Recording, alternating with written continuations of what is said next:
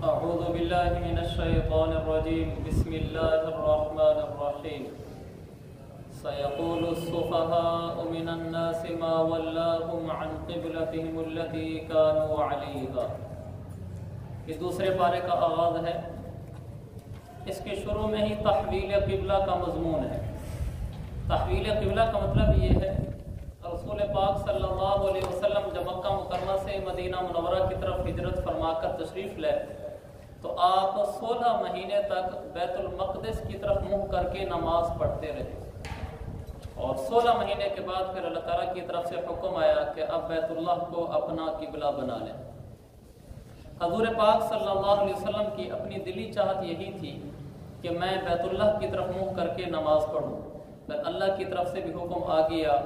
اللہ نے فرمایا فولی وجہک شطر المسجد الحرام، میرے پیارے حبیب آپ بیت اللہ کی طرف رخ کر کے نماز پڑھیں۔ اس میں ایک مسئلہ بھی عرض کرنا ہے کہ ہمارے لیے حکم یہ ہے کہ نماز کے دوران ہمارا رخ قبلے کی طرف ہو۔ یہاں مسئلہ اس وقت درپیش ہوتا ہے جب آدمی سفر میں ہو۔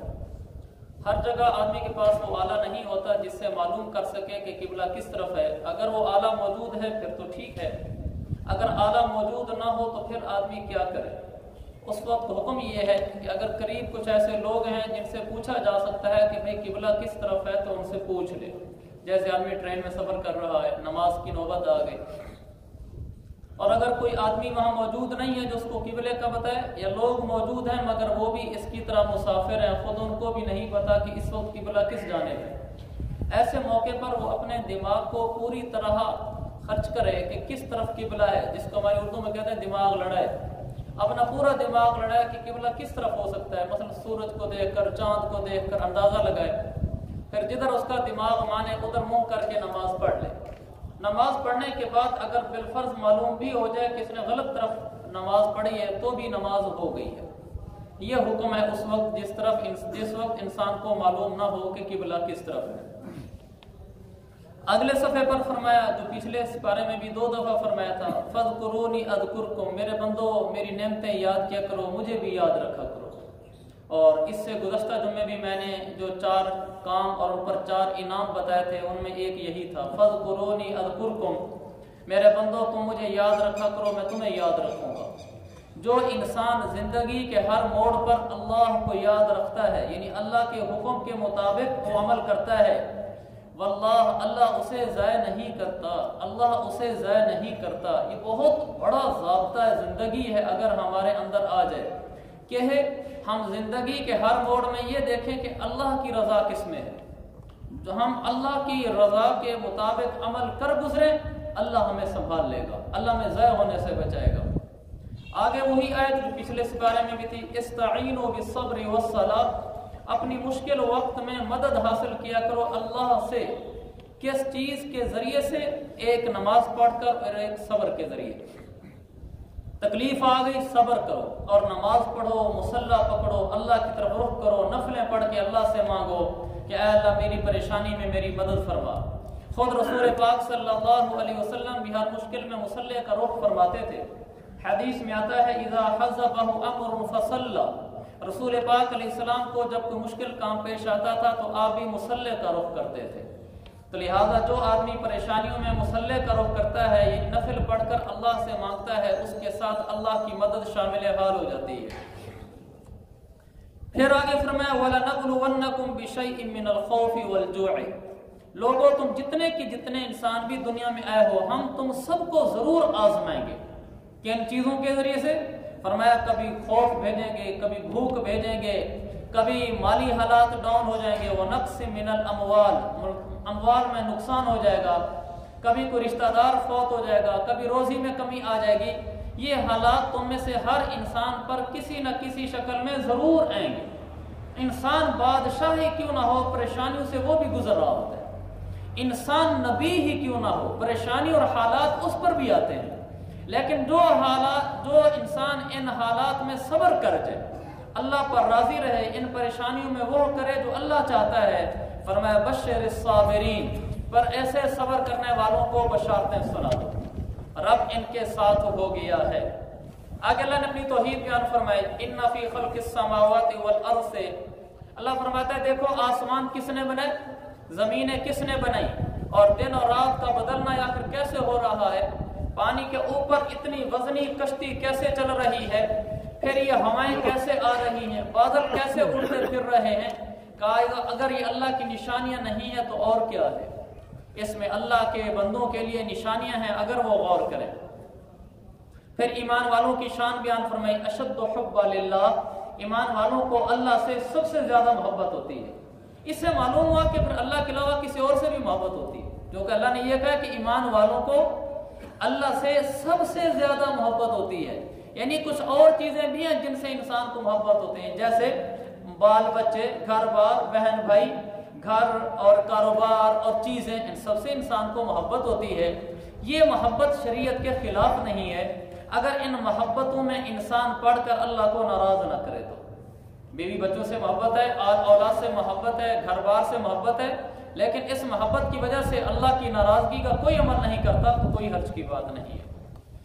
آگے فرمائے ایمان و اے لوگو کلوا مما فی الارض حلالا طیبا، اللہ نے جو چیزیں بھی زمین میں بنائی ہیں کھاؤ، بس دو شرطیں ہیں، حلال ہو، پاکیزہ ہو، یعنی پاک چیزیں، حلال چیزیں کھاؤ۔ اس سے معلوم ہوا کہ ہماری جتنی جدید چیزیں بنتی ہیں، ہمارے فاسٹ فوڈ کے آئٹمز ہیں، بیکری کے آئٹمز ہیں، جدید ڈشیں بن رہی ہیں، اور مہنگے ہوٹلوں میں نئے قسم کے کھانے بن رہے ہیں، یہ کھانے اگر حلال ہیں تو ان کے کھانے میں کوئی حرج نہیں ہے۔ حتیٰ کہ یہ بھی نہیں ہے کہ یہ آدمی تو دنیا دار ہے، جا کر مہنگے ہوٹلوں میں کھانے کھاتا ہے، غریب آدمی کے گھر کی روٹی پوری نہیں ہوتی اور اس نے دیکھو اتنے ہزار کا کھانا کھا لیا، یہ کوئی ایسی چیز نہیں ہے۔ اگر انسان کوئی حلال چیز کھاتا ہے تو یہ اس کے لیے کھانے کی شرعاً اجازت ہے، ایسے انسان کو دنیا دار نہیں کہا جاتا۔ پھر آخر میں فرمایا میرے بندو جو کچھ میں نے دیا ہے کھاؤ، واشکروا للہ، اللہ کا شکر کرو۔ اس سے معلوم ہوا، مفسرین نے لکھا ہے کہ بعض دفعہ انسان مہنگی، عمدہ، اچھی چیزیں کھاتا ہے تو دل سے شکر نکلتا ہے، لہذا کوئی حرج نہیں اگر کوئی آدمی اچھی چیزیں استعمال کرے، پھر شکر بھی دل سے کر رہا ہوتا ہے کہ واہ اللہ تو نے مجھے اتنی اچھی عمدہ چیز کھلائی ہے۔ تو اچھی چیزیں، عمدہ چیزیں استعمال کرنے میں کوئی قباحت نہیں۔ آگے ایک آیت ہے جس کو آیت بر کہا جاتا ہے،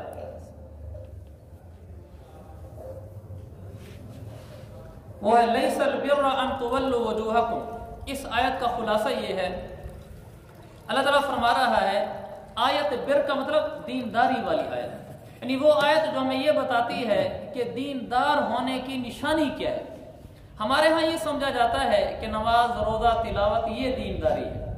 یہ دینداری ضرور ہے، یہی دینداری نہیں ہے، یہ دین کا ایک حصہ ہے۔ حسن معاشرت، لوگوں کے ساتھ اچھا سلوک، رشتہ داروں کا خیال رکھنا، یہ بھی ہمارے دین کا حصہ ہے۔ اس آیت میں یہ بتایا گیا ہے کہ صرف نماز، روزہ، تلاوت دین نہیں ہے، بلکہ لوگوں کے ساتھ اچھا رہن سہن رکھنا، غصہ پینا، کسی کا زیادتی نہ کرنا، بدتمیزی نہ کرنا، بد اخلاقی نہ کرنا، دھوکہ نہ دینا، یہ بھی ہمارا دین ہے، ان کا بھی خیال رکھا جائے۔ آگے قصاص کا حکم ہے، قتل کے بدلے میں قتل کا حکم ہے، لیکن یہ یاد رہے کہ یہ حکم صرف حکومت وقت کے لیے ہے، انسان کے لیے نہیں ہے۔ کوئی آدمی یہ نہیں کر سکتا کہ میرے باپ کو اس نے قتل کیا ہے لہذا قرآن کہتا ہے قتل کا بدلہ قتل ہے، اس لیے میں خود اس کو شوٹ کروں گا، یہ شرعاً بالکل ناجائز ہے۔ یہ جج کے سامنے مقدمہ دائر کرے گا، وہ خود اس کو قتل کرے گا، لہذا قتل کے بدلے میں قتل، چوری کی سزا ہاتھ کاٹنا، زنا کی سزا سنگسار کرنا، یہ سزائیں جج دیتا ہے، قاضی وقت دیتا ہے، ہر انسان خود نہیں دے سکتا، شرعاً بھی اجازت نہیں ہے، قانون کو ہاتھ میں لینے کی شرعاً بھی اجازت نہیں ہے۔ آگے وصیت کا حکم ہے کہ جب تم میں سے کسی کے پاس موت ہے، اذا حضر احدکم الموت ان ترک خیرا الوصیہ، تو مرنے والا وصیت کر دے۔ یہاں دو باتیں بغور سن لیں، ایک تو اگر کسی انسان کے ذمہ کوئی مالی حق ہو، اس نے کسی کا کوئی حق ادا کرنا ہو، اس پر لازم ہے کہ وہ مرتے وقت وصیت کرے کہ میں نے فلاں کا اتنا قرضہ دینا ہے، یا میرا اس کے ساتھ یہ مالی معاملہ اور لین دین ہے، میرے مرنے کے بعد تم لوگ صاف کر لینا، تصفیہ کر لینا۔ وصیت لکھنا واجب ہے، وصیت لکھنا واجب ہے، وصیت لکھنا واجب ہے۔ بہت سارے لوگ اس حکم سے دور ہیں۔ ہر آدمی اپنے گھر میں ایک ڈائری بنا کر رکھے، ایک کاغذ رکھے جس پر لکھ کر رکھے کہ میں نے فلاں آدمی سے اتنے پیسے لینے ہیں اور فلاں کو اتنے دینے ہیں۔ اگر کاروباری قرضے ہیں تو کاروباری جو ڈائری ہوتی ہے یا کمپیوٹر میں سافٹ ویئر پروگرام بنے ہوئے ہیں، لیکن گھر والوں کے علم میں ہو کہ جس آدمی کے اس نے پیسے دینے ہیں وہ فلاں جگہ لکھے ہوئے ہیں۔ اگر بڑا کاروباری آدمی نہیں ہے، چھوٹے موٹے قرضے لیتا ہے، تو گھر میں کاپی بنا کر رکھے جس پر لکھے کہ میں نے فلاں کے اتنے پیسے دینے ہیں۔ اگر یہ وصیت نہ لکھی اور مر گیا تو گناہ گار ہوگا۔ یہ ایک بات۔ دوسری بات، انسان جو وصیت کر جاتا ہے یا جو وصیت لکھ جاتا ہے، ہر وصیت کا پورا کرنا اور پوری وصیت کو پورا کرنا یہ ضروری نہیں ہے۔ ہر وصیت کو پورا کرنا اور پوری وصیت کو پورا کرنا ضروری نہیں ہے۔ کیا مطلب اس کا؟ ہر وصیت کو پورا کرنا ضروری نہیں ہے۔ بعض وصیتیں ایسی ہوتی ہیں جو گناہ ہوتی ہیں۔ مثلا ہمارے ہاں بے دینی عام ہے، عورتیں مرتے ہوئے وصیت کر رہی ہوتی ہیں کہ میرے بیٹو، میری بہن یا اپنی خالہ کے گھر آنا جانا نہ رکھنا، اپنے ماموں کو میرا جنازے کو کندھا نہ دینے دینا۔ اس نے ہمارے ساتھ بڑی زیادتیاں کی ہیں۔ وہ خود ہی بیچاری ایسی وصیت کر کے جا رہی ہے جو ناجائز ہے۔ لہٰذا ماں کا تقدس سارا کے اوپر، لیکن ماں کی یہ بات ماننا ہی شرعاً جائز نہیں ہے۔ اس وصیت کو پورا نہیں کریں گے ہم، اس لیے کہ ماں نے خلاف شریعت وصیت کی۔ باپ وصیت کر رہا ہوتا ہے، میرے بھائی نے میرے ساتھ بڑی زیادتی کی ہے، بیٹوں کو کہہ رہا ہوتا ہے تو میں ان کے ساتھ رشتے سانگے ناطے نہیں کرنے، ان کے ساتھ تعلق نہیں رکھنا۔ یہ باپ کی وصیت نہیں ماننی، اگر مانیں گے تو گناہ ہوگا۔ یہ مطلب ہے اس بات کا کہ ہر وصیت بھی ماننی نہیں ہوتی۔ ہاں، جو وصیت جائز ہو وہ کر سکتے ہیں۔ پھر میں نے دوسرا جملہ یہ کہا کہ پوری وصیت کو پورا کرنا ضروری نہیں ہے۔ پوری وصیت کیا مطلب؟ ایک آدمی نے وصیت کی کہ میری جائیداد میں سے، میرے ترکے میں سے 1 لاکھ روپیہ مسجد کو دے دینا، 1 لاکھ روپیہ مدرسے کو دے دینا، فلاں قاری صاحب کو دے دینا، فلاں ایک آدمی کو دے دینا۔ یہ وصیت ہم پوری اس پر عمل کریں، پورا 1 لاکھ ہی اٹھا کر دے دیں، یہ بعض دفعہ ضروری نہیں ہوتا۔ اس کو اچھے طریقے سے سن لیں۔ میت جو وصیت کرتی ہے مالی لحاظ سے، پیسوں کے لحاظ سے، یہ وصیت صرف 1/3 حصے میں نافذ ہوتی ہے، اس سے زیادہ نافذ شرعاً بالکل نہیں ہوتی۔ ایک آدمی فوت ہو گیا، اس کی ٹوٹل جائیداد ہی 3 لاکھ روپے، اور وہ یہ وصیت کر کے جاتا ہے کہ میری جائیداد میں سے 1.5 لاکھ روپیہ مسجد کو دے دینا۔ یہ 1.5 لاکھ تو اس کی 3 لاکھ میں سے 1/3 نہیں بنتا، یعنی 1/3 کا اگر اس کے 3 حصے کرو تو 3 حصوں میں سے 1 حصہ۔ شریعت صرف یہ اجازت دیتی ہے 3 لاکھ کی اگر اس نے جائیداد چھوڑی ہے تو اس میں صرف 1 لاکھ روپے تک اس کی وصیت پر عمل کر سکتے ہیں، بس۔ مثلا اس نے کہا 1.5 لاکھ دے دینا، ہم 1 لاکھ دیں گے، 1.5 لاکھ نہیں دیں گے۔ 1.5 لاکھ دینا جائز ہی نہیں، بس پیچھے جو 2 لاکھ بچے گا، 2 حصے بچیں گے، اس کے وارثوں کا حق ہے۔ یہ نہیں ہے کہ وہ مرتے ہوئے اپنی ماشاءاللہ اب اس کو نیکیاں یاد آ رہی ہیں، میری ساری جائیداد مسجد کو دے دینا، پیچھے والوں کا کیا قصور ہے بھائی؟ تو شریعت نے کہا کہ اس کو نافذ کرنے کی اجازت نہیں ہے۔ ہاں، اگر وہ وارث سارے بالغ ہیں، نابالغ نہ ہوں، سارے بالغ ہیں، وہ اپنی خوشی سے کہتے ہیں کہ ٹھیک ہے، شریعت کے لحاظ سے تو 3 لاکھ میں سے 1 لاکھ بنتا ہے، لیکن بابا جی نے 1.5 لاکھ کہا ہے، اوپر والا 50,000 جو ہمارا حصہ بنتا ہے بیٹوں کا اور بیٹیوں کا، ہم سارے دل کی خوشی سے تیار ہیں، یہ 50,000 جس میں ہمارا حصہ ہے یہ بھی دے دو، پھر ٹھیک ہے، کوئی حرج نہیں ہے۔ لیکن اگر وارثوں میں کوئی نابالغ ہے اور نابالغ سے اجازت لی گئی کہ ہم اوپر والا 50,000 دے رہے ہیں، آپ کی بھی اجازت ہے، اس نے کہہ بھی دیا کہ میری اجازت ہے، تو بھی اس کی اجازت معتبر نہیں ہے۔ اس کا حصہ، مثلا اس کا حصہ نکلتا ہے اس میں سے 8,000 روپے، وہ 8,000 اس کا نکال کر سائڈ پہ کر دو، باقی بالغ لوگ اپنے حصے کے پیسے دے دو۔ واضح ہو گیا ہوگا کہ جو وہ وصیت کر کے جاتا ہے وہ صرف 1/3 میں نافذ ہوتا ہے، اس سے اوپر نافذ نہیں ہوتا۔ اس سے اوپر اگر نافذ کرنا چاہیں تو بالغ ورثہ اپنے حصے میں سے دینا چاہیں تو دے دیں، نابالغوں کا حصہ بھی اس میں سے نہیں اٹھا سکتے۔ دو کتاب ہوتا ہے جب کلخانیاں ہو رہی ہوتی ہیں، آدمی فوت ہو جاتا ہے، وہ وصیت بھی نہیں کر کے جاتا، اس کی جائیداد میں سے اٹھا کر چاول بھی پک رہے ہوتے ہیں، اس کی جائیداد میں سے اٹھا کر چیزیں بھی خریدی جا رہی ہوتی ہیں، اور اس کے وارثوں میں نابالغ بچے ہوتے ہیں۔ مرتے ہی انسان کی جائیداد میں اس کے وارثوں کا حصہ فوراً منتقل ہو جاتا ہے، لہٰذا اگر نابالغ بچے ہیں تو ان کی اجازت لے کر بھی چاول پکاؤ تو جائز نہیں ہے، اور اگر بالغ ہیں ان سب کی اجازت ہو تو پھر ان چاولوں کو حرام کہنا مشکل ہے۔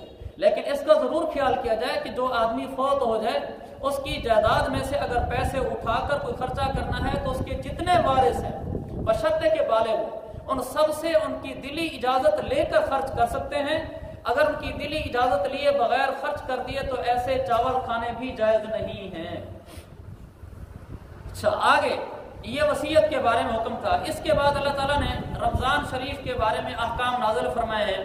روزے تمہارے اوپر فرض کیے گئے ہیں تاکہ تقوی ہے۔ اب تو روزے رکھ بھی لیتے ہیں، تقوی نام کی کوئی چیز بھی نہیں آتی۔ اس کی وجہ یہ کہ روزہ ایسے ہم نہیں رکھتے جیسے روزہ رکھنے کا حق ہے۔ روزے کا حق کیا ہے؟ روزے کا حق یہ کہ صرف زبان اور شرمگاہ کو روزہ نہ ہو، بلکہ آنکھ کو بھی روزہ ہو، ہاتھ کو بھی روزہ ہو، زبان کو بھی روزہ ہو، کان کو بھی روزہ ہو۔ آدمی لڑائی جھگڑا نہ کرے، جھوٹ نہ بولے، غیبت نہ کرے، غلط نہ دیکھے آنکھوں سے، کان سے غلط نہ سنے، پوری طرح صحیح روزے 30 یہ رکھ دے، اللہ وعدہ پورا کر دے گا کہ روزے کے بدلے میں تقوی نصیب ہوتا ہے۔ آگے اللہ نے احکام بیان فرمایا کہ جو آدمی مریض ہو، بیمار ہو، فمن کان منکم مریضا او علی سفر فعدۃ من ایام اخر، مریض ہو یا سفر پر ہو تو اس کو چونکہ روزہ چھوڑنے کی اجازت ہوتی ہے، وہ بعد میں پھر یہ اپنے روزے کی گنتی پوری کر لے جو بیماری کی وجہ سے یا سفر کی وجہ سے روزے چھوٹے ہیں۔ پھر فرمایا کہ روزے کے دن کے وقت کھانا پینا اور میاں بیوی کی مباشرت جائز نہیں ہوتی، لیکن جب رات ہو جائے تو پھر ان سب چیزوں کی اجازت ہو جاتی ہے۔ اور سحری کا وقت بتایا، کلوا واشربوا حتى يتبين لكم الخيط الابيض من الخيط الاسود من الفجر۔ سحری کا وقت تب ہوتا ہے جب صبح پھوٹ جاتی ہے۔ آج کل تو ہمارے یہاں وہ نظر بھی نہیں آتی، تو سحری کا جو وقت لکھا ہوتا ہے عین اس وقت پر سحری کھانا بند کر دینا چاہیے۔ مؤذن کا انتظار نہیں کرنا چاہیے۔ مؤذن بھی بعض دفعہ کہہ رہا ہوتا ہے کوئی نہیں، آدھا گلاس بچا ہوا ہے پی لوں، خیر تھوڑی سی ایک دہی کی آدھی کٹوری پڑی ہے کھا لوں، وہ خود 2 منٹ دیر سے دھیان دینے آ رہا ہوتا ہے، اپنا روزہ تو پتہ نہیں اس نے ٹھیک کیا یا نہیں کیا، باقی سب کا خراب کرتا ہے۔ تو اس لیے روزہ رکھنے والے مؤذن کی اذان نہ دیکھیں، وہ پاکستان کے معیاری وقت کے مطابق بنی ہوئی گھڑی اور مستند جنتری اس کے مطابق روزہ رکھا کریں اور روزہ کھولا کریں۔ مجھے اچھے طریقے سے یاد ہے بچپن میں، ہمارا بچپن گاؤں میں گزرا ہے، ہمارے یہاں بڑے کہا کرتے تھے اس وقت تک سحری میں کھانا کھا سکتے ہو جب تک زمین پر چلتی ہوئی چیونٹی نظر نہ آئے۔ تو پھر کیا کرتے تھے، وہ چیونٹی دیکھتے رہتے تھے، جب تک نظر نہ آئے تو کھاتے رہو۔ اور کبھی کہتے تھے کہ جب تک باہر کی روشنی اندر نہ آئے، تو ایسا بھی میں نے سنا کہ لوگ اچھے طریقے سے دروازہ بند کر کے کھاتے تھے کہیں روشنی اندر آنا نہ شروع ہو جائے۔ یہ سب ایسی باتیں ہیں۔ بس اس کا مطلب یہ کہ جب سحری کا وقت ہو جائے تو کھانا پینا بند کر دو، سائرن بجے یا نہ بجے۔ آگے فرمایا کسی کا ناحق مال بھی نہ کھو۔ پھر اس کے بعد وقاتلوا فی سبیل اللہ، اللہ کے راستے میں جنگ، جہاد اور قتال کرنے کا حکم ہے کہ کافروں سے لڑائی کرو جب جنگ کا وقت ہو۔ اتم الحج والعمرۃ للہ، حج اور عمرے کے احکام بیان کیے گئے کہ جو آدمی حج کرنے جائے تو پورا کر کے آئے، واپس نہ آئے، عمرہ کرنے جائے تو عمرہ پورا کر کے آئے۔ بعض دفعہ انسان حج کر کے آتا ہے لیکن پورا کر کے نہیں آتا، اس کا کیا مطلب ہے؟ یہ نہیں کہ درمیان میں چھوڑ کے واپس آ جاتا ہے، حج کے اعمال پورا نہیں کرتا، درمیان میں ایسی غلطی کر آتا ہے جس سے اس کا حج پورا نہیں ہوتا، ناقص رہ جاتا ہے۔ لہذا بہت زیادہ ضروری ہے حج عمرے پر جانے سے پہلے حج عمرہ سیکھ لیا کریں۔ ایسا نہیں ہے کہ بس آدمی چلا جائے چکر لگا کر واپس آ جائے۔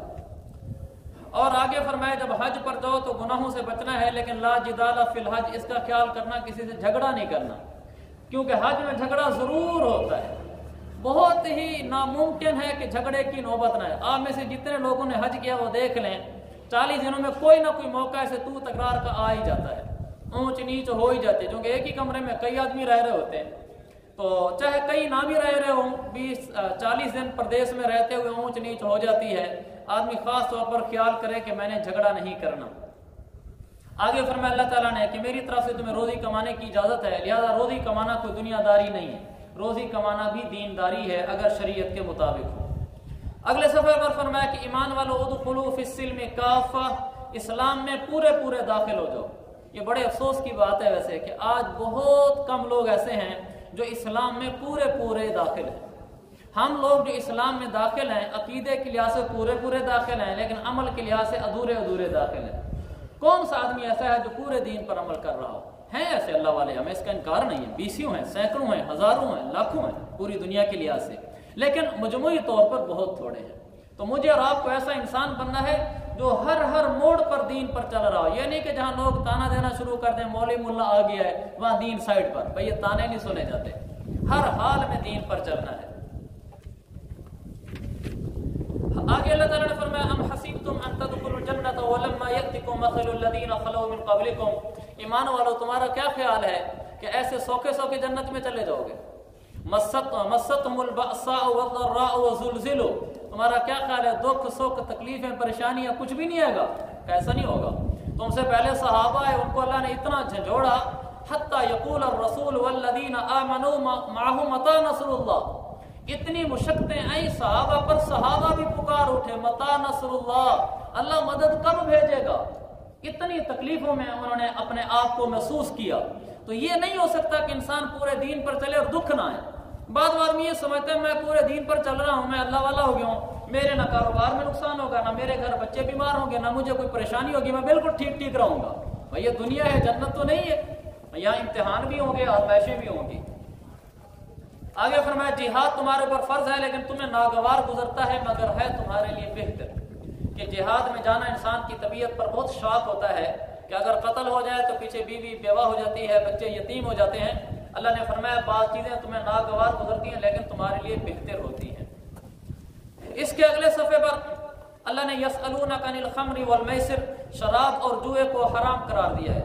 یہاں 2-3 منٹ ضرور مجھے آپ کی توجہ کے چاہیے ہوں گے کہ اس لیے کہ ہمارے معاشرے کا یہ رشتہ ہوا زخم ہے.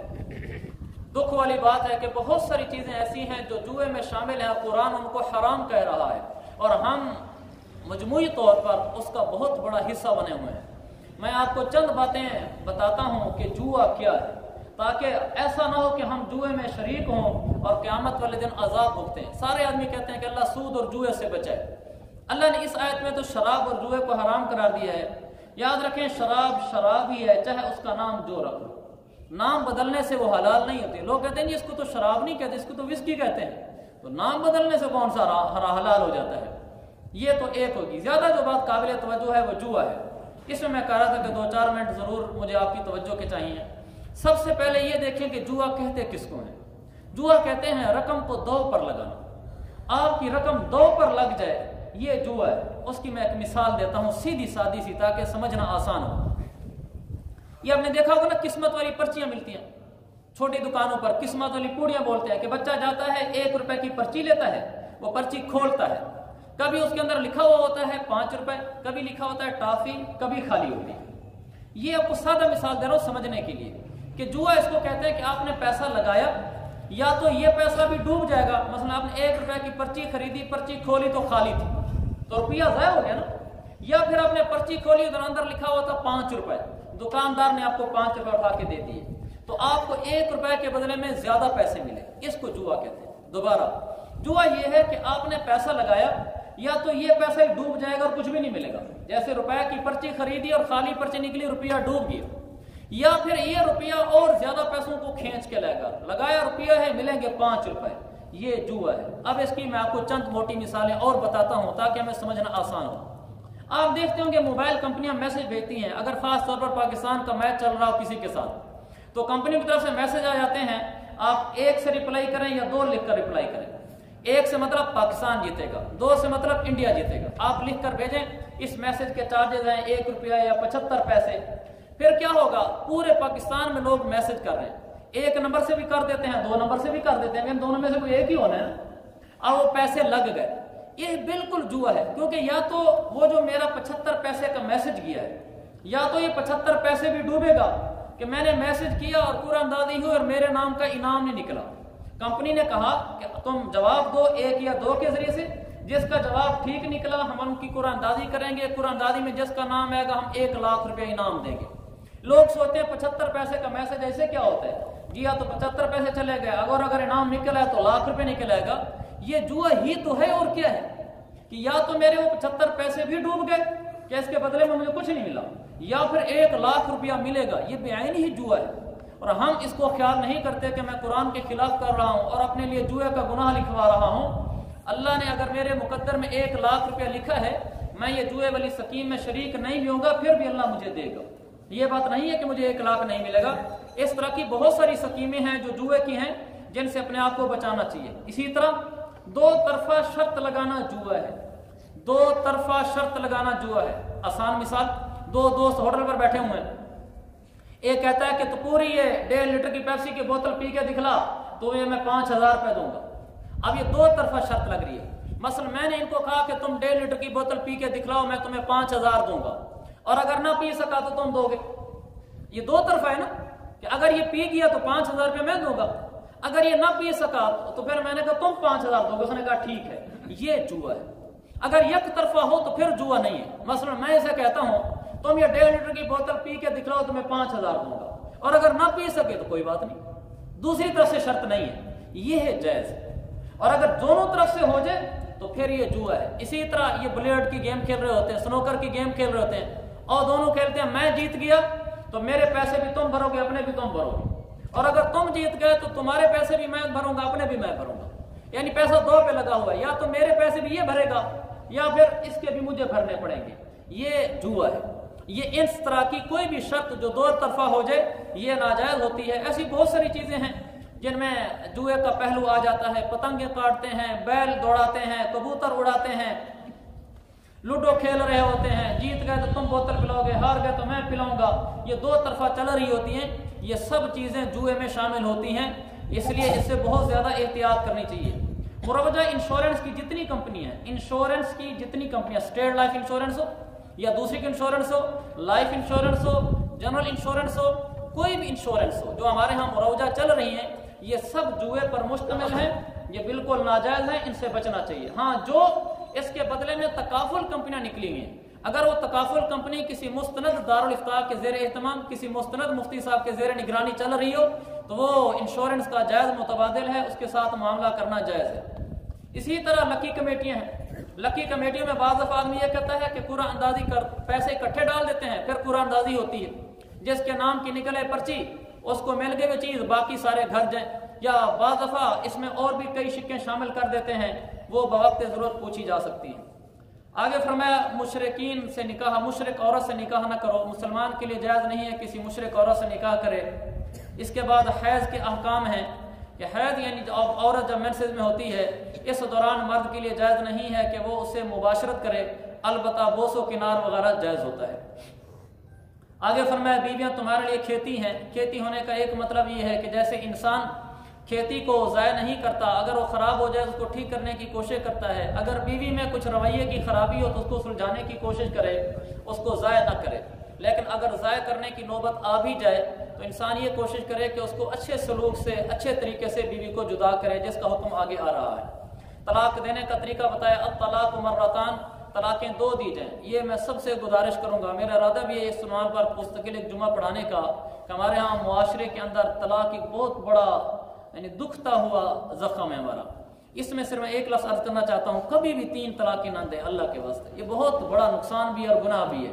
قرآن بھی کہتا ہے طلاقیں دینی ہے تو 2 دو، کوئی 3 دے تو ہو جاتی ہیں، لیکن 1 دو یا 2 دو، 3 طلاقیں نہیں دینی چاہیے۔ آگے والوالدات یرضعن، میں اپنے بچوں کو خود دودھ پلایا کریں۔ یہ اس میں طبی لحاظ سے، سائنسی لحاظ سے، میڈیکلی صحت کے طور پر بچے کے لیے بہت بہتر ہے کہ ماں کا دودھ پیے، باہر ڈبے کے دودھ نہ پیے، قرآن بھی یہی کہتا ہے۔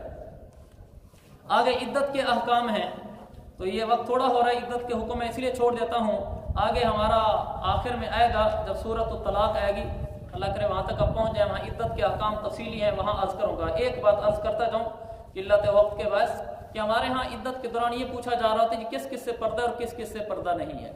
پردے کا عدت کے ساتھ کوئی تعلق نہیں ہے، پردہ الگ چیز ہے، عدت الگ چیز ہے، عدت کے احکام سیکھنے چاہیے۔ آگے فرمایا کہ جب کسی عورت کو طلاق دے دو تو اس کا جو مہر بنتا ہے اس کا مہر اسے دے دیا کرو، اور ترش روئی سے بیوی سے جدائی اختیار نہ کیا کرو۔ وَلِلْمُطَلَّقَاتِ مَتَاعٌ بِالْمَعْرُوفِ، جب کسی عورت کو طلاق دے دو تو جاتے ہوئے کوئی اسے تحفہ بھی دے دیا کرو، کم از کم 1 سوٹ ہی کیوں نہ ہو جایا کرے۔ ہمارے ہاں بہت برے طریقے سے طلاق دی جاتی ہے، آخر میں خاندان دونوں ٹوٹ جاتے ہیں، لڑ جھگڑ کے طلاق دی جاتی ہے، یہ طلاق کا طریقہ نہیں ہے۔ طلاق سوچ سمجھ کر مشورہ کر کے دینی چاہیے، اور جب بیوی کو طلاق دینے کا وقت ہے اس کو بتانا چاہیے کہ اس وجہ سے ہمارا نباہ نہیں ہو سکتا، اب ہم نے زندگی بھر کے لیے جدا ہونا ہے، میں تمہیں 1 طلاق دینا چاہتا ہوں، اور اس کو محبت اور پیار کے ماحول میں طلاق دے۔ اور قرآن کہتا ہے متاعًا بالمعروف، طلاق دینے کے بعد ایک اچھا عمدہ قسم کا سوٹ بھی اس کو ہدیہ کے طور پر دے کہ جاتے ہوئے میری طرف سے ہدیہ لے کر جاؤ، پھر ہماری ملاقات نہ ہوگی، تاکہ زندگی میں ساری زندگی آپ کو بد دعائیں تو نہ دے دامن اٹھا اٹھا کر۔ تو یہ شریعت نے طلاق کا طریقہ بتایا ہے۔ سورت کے آخر میں 2 قصے بیان کیے ہیں۔ ایک قصے کا خلاصہ یہ کہ کچھ لوگ، ایک شہر میں طاعون آ گیا تھا، وہ لوگ طاعون سے ڈر کر شہر چھوڑ کر بھاگ گئے، پھر بھی وہ موت سے نہ بچ کے مر گئے۔ معلوم ہوا کہ طاعون والے وبائی مرض والے شہر کو چھوڑ کر نہیں بھاگنا چاہیے، اگر موت مقدر میں ہے پھر بھی آ جاتی ہے۔ اور آخری قصہ یہ بیان کیا کہ حضرت طالوت کا جالوت کے ساتھ مقابلہ ہوا، جالوت کو شکست ہوئی، حالانکہ حضرت طالوت کے لشکر کی تعداد کم تھی۔ طالوت اور جالوت کی آپس میں لڑائی ہوئی، طالوت اچھا آدمی ہے اور جالوت برا ہے، طالوت کے پاس تعداد کم ہے لیکن اللہ کی مدد ساتھ ہے تو فتح ہوگی۔ اللہ نے فرمایا کم من فئۃ قلیلۃ غلبت فئۃ کثیرۃ باذن اللہ، اگر اللہ کی مدد ساتھ ہو تو انسان کے پاس اسباب تھوڑے ہی کیوں نہ ہوں اللہ کامیاب کر دیتا ہے۔ اللہ مجھے آپ کو قرآن و حدیث پہ عمل کی توفیق عطا فرمائے۔